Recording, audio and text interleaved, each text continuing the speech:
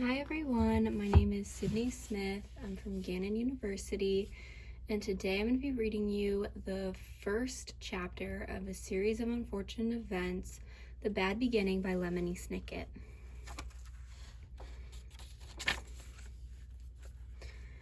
If you're interested in stories with happy endings, you would be better off reading some other book. In this book, not only is there no happy ending, there is no happy beginning and very few happy things in the middle. This is because not many very happy things happened in the lives of the three Baudelaire youngsters. Violet, Klaus, and Sunny Baudelaire were intelligent children, and they were charming and resourceful and had pleasant facial features, but they were extremely unlucky, and almost everything that happened to them was rife with misfortune, misery, and despair. I'm sorry to tell you this, but that is how the story goes. Their misfortune began one day at Briny Beach. The three Baudelaire children lived with their parents in an enormous mansion at the heart of a dirty and busy city, and occasionally their parents gave them permission to take the rickety trolley. The word rickety, you probably know here, means unsteady or likely to collapse, alone to the seashore, where they would spend the day as a sort of vacation as long as they were home for dinner. This particular morning it was gray and cloudy, which didn't bother the Baudelaire youngsters one bit. When it was hot and sunny, Briny Beach was crowded with tourists, and it was impossible to find a good place to lay one's blanket. On gray and cloudy days, the Baudelaires had the beach to themselves to do what they liked. Violet Baudelaire, the eldest, liked to skip rocks. Like most 14-year-olds, she was right-handed, so the rock skipped farther across the murky water when Violet used her right hand than when she used her left. As she skipped rocks, she was looking out at the horizon and thinking about an invention she wanted to build. Anyone who knew Violet well could tell she was thinking hard because she had her long hair tied up in a ribbon to keep it out of her eyes. Violet had a real knack for inventing and building strange devices, so her brain was often filled with images of pulleys, levers, and gears, and she never wanted to be distracted by something as trivial as her hair. This morning, she was thinking about how to construct a device that could retrieve a rock after you had skipped it into the ocean. Klaus Baudelaire, the middle child and the only boy, liked to examine creatures in tide pools. Klaus was a little older than 12 and wore glasses which made him look intelligent. He was intelligent. The Baudelaire parents had an enormous library in their mansion, a room filled with thousands of books on nearly every subject.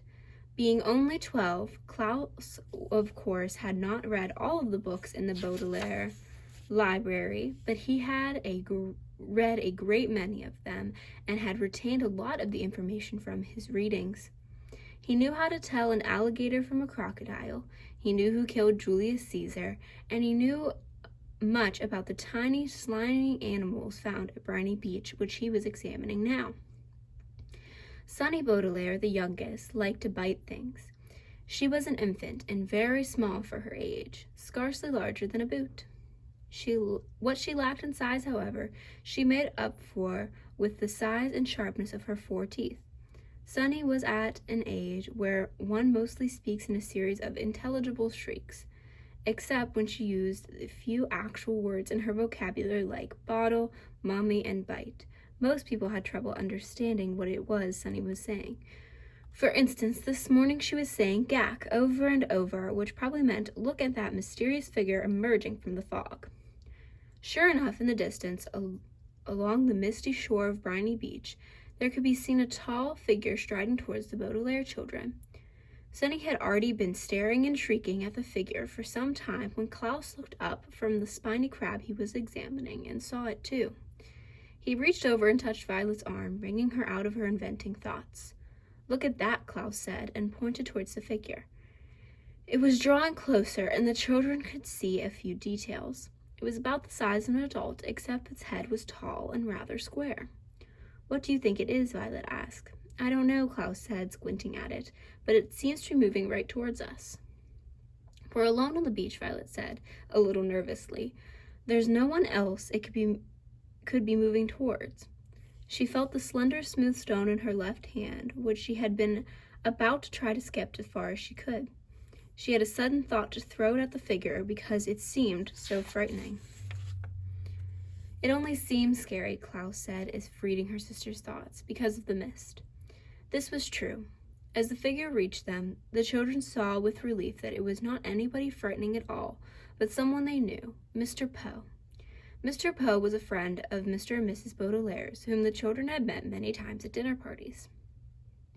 One of the things Violet, Klaus, and Sunny really liked about their parents was that they didn't send their children away when they had company over, but allowed them to join the adults at the dinner table and participate in the conversation as long as they helped clear the table. The children remembered Mr. Poe because he always had a cold and was constantly excusing himself from the table to have a fit of coughing in the next room. Mr. Poe took off his top hat, which had made his head look large and square in the fog, and stood for a moment, coughing loudly into a white handkerchief. Violet and Klaus moved forward to shake his hand and say, "How do you do?" "How do you do?" said Violet. "How do you do?" said Klaus. "Adieu, yow," said Sunny. "Fine, thank you," said Mr. Poe, but he looked very sad. For a few seconds no one said anything, and the children wondered what Mr. Poe was doing there at Briny Beach, when he should have been at the bank in the city where he worked. He was not dressed for the beach. "It's a nice day," Violet said, finally making conversation. Sunny made a noise that sounded like an angry bird, and Klaus picked her up and held her.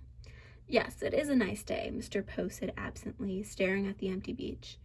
"I'm afraid I have some bad news for you children." The three Baudelaire siblings looked at him. Violet, with some embarrassment, felt the stone in her left hand and was glad she had not thrown it at Mr. Poe. "Your parents," he said, "have perished in a terrible fire." The children didn't say anything. "They perished," Mr. Poe said, "in a fire that destroyed the entire house. I'm very, very sorry to tell you this, my dears." Violet took her eyes off Mr. Poe and stared out at the ocean. Mr. Poe had never called the Baudelaire children my dears before. She understood the words he was saying, but thought he must be joking, playing a terrible joke on her brother and sister. "Perish," Mr. Poe said, "means killed." "We know what the word perish means," Klaus said crossly. He did know what the word perish meant, but he had still had trouble understanding exactly what it was Mr. Poe had said. It seemed to him that Mr. Poe must somehow have misspoken. The fire department arrived, of course, said Mr. Poe, but they were too late. The entire house was engulfed in fire. It burned to the ground. Klaus pictured all the books in the library going up in flames. Now he'd never read all of them. Mr. Poe coughed several times into his handkerchief before continuing. "I was sent to retrieve you here and to take you to my home where you would stay while we figure things out. I'm the executor of your parents' estate. That means I will be handling their enormous fortune and figuring out where you children will go. When Violet comes of age, the fortune will be yours, but the bank will take charge of it until you're old enough." Although he said he was the executor, Violet felt as though Mr. Poe was the executioner. He had simply walked down to the beach to tell them and change their lives forever. "Come with me," Mr. Poe said, and held out his hand. In order to take it, Violet had to drop the stone she was holding. Klaus took Violet's other hand, and Sunny took Klaus's other hand, and in the manner, the three Baudelaire children, the Baudelaire orphans now, were led away from the beach and from their previous lives.